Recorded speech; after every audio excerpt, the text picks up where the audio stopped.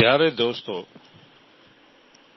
बहुत बहुत स्वीट मीठी मीठी किस ही आपके लिए आप सभी का मेरे ब्लास्टर सॉन्ग एडिटर में स्वागत है। आज आपको मैं ब्लास्टर स्टोरीज में एक परी की कहानी सुनाने जा रहा हूं। ध्यान से सुनिएगा और अगर पसंद आए तो लाइक कर दीजिएगा और ज्यादा पसंद आए तो उसे सब्सक्राइब भी कर दीजिएगा मेरे चैनल को।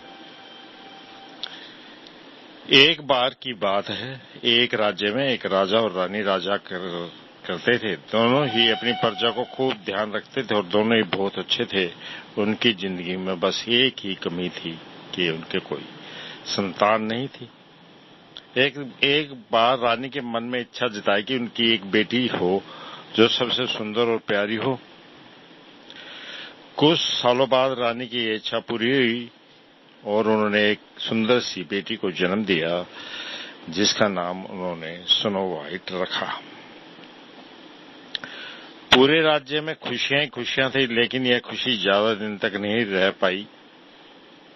कुछ दिनों बाद जब राजा और रानी जंगल में घूमने गए तो एक जादूगरनी ने मौका पाकर रानी को चिड़िया बना दिया और अपने पास पिंजरे में कैद कर लिया। रानी के अचानक गायब होने से राजा को लगा कि रानी की मौत हो गई है। राजा बहुत दुखी हुए और उन्होंने स्नो वाइट की देखभाल और मां के प्यार के लिए दोबारा शादी की। लेकिन जिससे उन्होंने शादी की वो वही जादूगरनी थी जिसने रानी को चिड़िया बनाकर कैद कर लिया था। उस जादूगरनी ने रूप बदलकर राजा के साथ शादी की थी। उसकी चिड़िया को देखकर स्नो वाइट बहुत खुश हुई और उसने वो चिड़िया उनसे मांग ली। इस बात से अनजान थी वो चिड़िया उसकी मां है। स्नो वाइट उसे बहुत प्यार से अपने पास रखती। उस जादूगरनी को स्नो वाइट के रूप से बहुत जलन थी। वो चाहती थी कि परी दुनिया में सबसे खूबसूरत वही हो। उस जादूगरनी ने के पास एक जादुई आईना था जिसे वो हर रोज पूछती थी कि सबसे सुंदर कौन है। हर बार आईने का जवाब आता, रानी आप तो सुंदर हैं ही, लेकिन स्नो वाइट आपसे भी ज्यादा सुंदर है।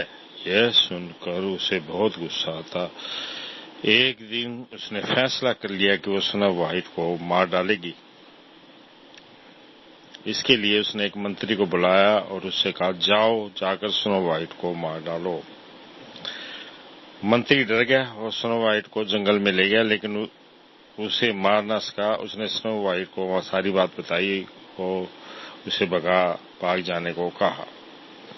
स्नो वाइट दुखी हो गई और वहां से भाग गई। मंत्री ने वापस आकर झूठ बोल दिया कि उसने स्नो वाइट को मार दिया है। जादूगरनी रानी बहुत खुश हुई। उधर स्नो वाइट जंगल में भटक रही थी कि उसकी नजर एक छोटी सी झोपड़ी पर गई। वो उस झोपड़ी में चली गई। वहां उसने देखा कि एक बहुत छोटी छोटी 7 प्लेटें लगी हैं।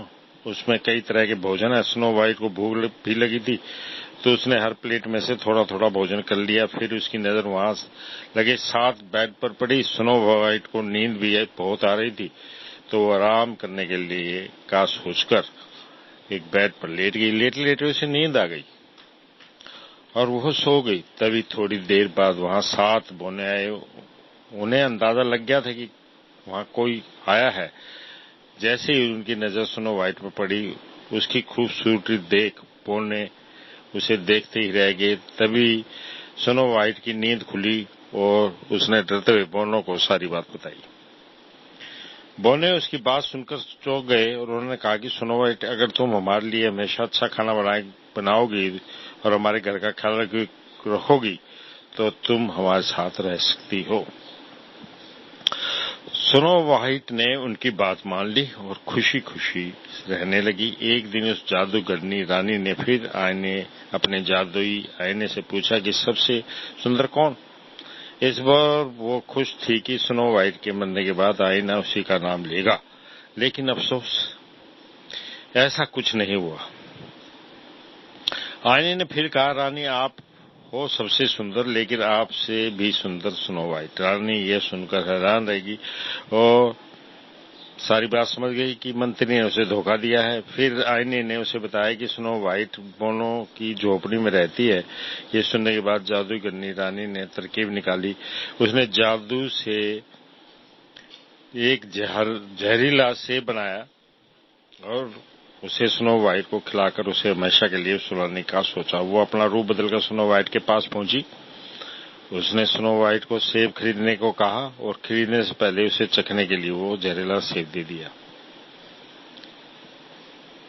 स्नो वाइट उसे बुढ़ी औरत समझकर मना नहीं कर सकी और उसने वो जहरीला सेब चख लिया। सेब चखते ही स्नो वाइट की तबीयत बिगड़ने लगी और उसी बीच वो जादूगरनी अपने असली रूप में आ गई और स्नो वाइट के सामने हंसने लगी। स्नो वाइट अपनी सौतेली माँ को देख हैरान रह गई और गहरी नींद में चली गई। उसके बाद कुछ देर बाद वहां बोने आए और स्नो वाइट को वहां पड़ा देख वो दुखी हो गए। उन्हें लगा कि स्नो वाइट उन्हें हमेशा के लिए छोड़कर चली गई। उन्होंने उसे दफनाने की सोची, लेकिन उनका मन न माना और उन्होंने उसे एक शीशे के ताबूत में रख दिया। तभी वह राजा के दोस्त का बेटा, जो एक राजा का राजकुमार था, वो आया।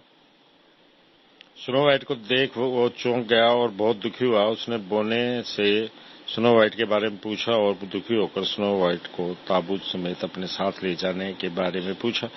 सारे बोने दुखी हो गए। उन्होंने ताबूत का शीशा खोला और राजकुमार ने स्नो वाइट पर प्यार जताते हुए उसके हाथ को चूमा। इतने में स्नो वाइट को होश आ गया। स्नो वाइट ने सबको अपने सामने देख सारी बात बताई। सब समझ गए कि जादूगरनी सौतेली माँ की वजह से ही ऐसा हुआ है। वो बोने जादूगर बनकर राजा के दरबार में पहुंचे और उन्होंने कहा कि उन्हें पता है कि रानी को खूबसूरती बनने का शौक है। वो उन्हें बहुत खूबसूरत बना सकते हैं, लेकिन उन्हें उनके साथ चलना होगा। रानी और राजा उनके साथ चल पड़े और जैसे ही रानी पर सूरज की किरणें पड़ी तो वो अपने जादूगरनी के रूप में आ गई। वहां स्नो वाइट और राजकुमार भी पहुंचे। स्नो वाइट को देख राजा खुश हो गए। उन्होंने राजा को सारी बात बता दी। फिर बोनो ने अपनी शक्ति से जादूगरनी के